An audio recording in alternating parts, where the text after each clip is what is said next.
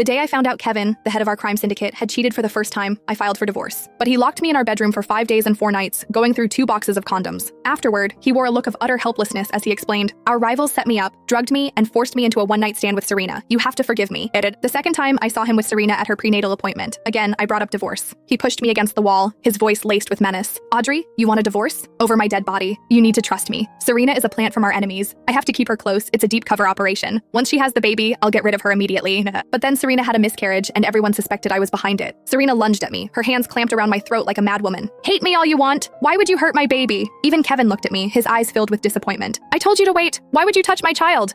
With that, he ordered me to be locked in the basement. "You'll stay down here until you've truly reflected on what you've done." Curled in the corner, I sent a message on my phone. "Erase all records of my child's birth. Once the paperwork is complete, arrange for me and my child to leave." The blood-soaked basement door finally opened just as I was losing consciousness. Kevin scooped me up, pulling me into a tender embrace, his voice filled with concern. "You almost ruined our syndicate's counter scheme. I had to punish you like this to give the crew a proper explanation. You know I love you the most. Once my plan involving Serena succeeds, we can go back to how things were." And his plan involving Serena meant getting her pregnant with his child again. He claimed it was the only way to keep Serena controlled and our enemies in the dark. I watched him put on his act of deep affection, my heart a barren wasteland. But Kevin, we could never go back to how things were. There would be no future for us. And he would never know that he already had a child with me. The day he became the syndicate boss, he witnessed a subordinate's child being held hostage by their rivals. The subordinate's wife, in a surge of maternal instinct, died tragically in a hail of gunfire, protecting her child. From that day on, he would often tell me, haunted by the memory, "Let's not have children. I don't want a child to become your weakness, and I can't bear the thought of losing you." I agreed. But as I saw his eyes light up with joy, time and again, looking at other people's children, I secretly wanted to give him a surprise. That year, Kevin went to Mexico for a mission and told me to stay away for a year.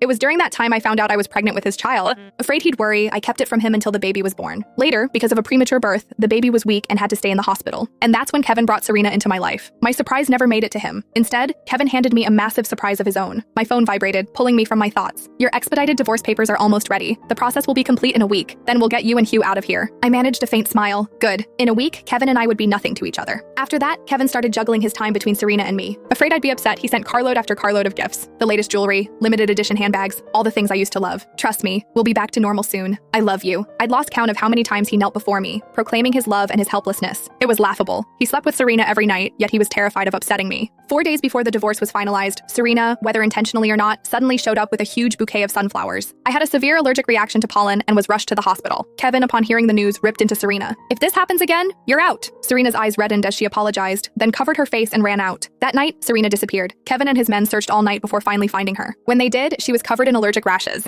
She kept her eyes down,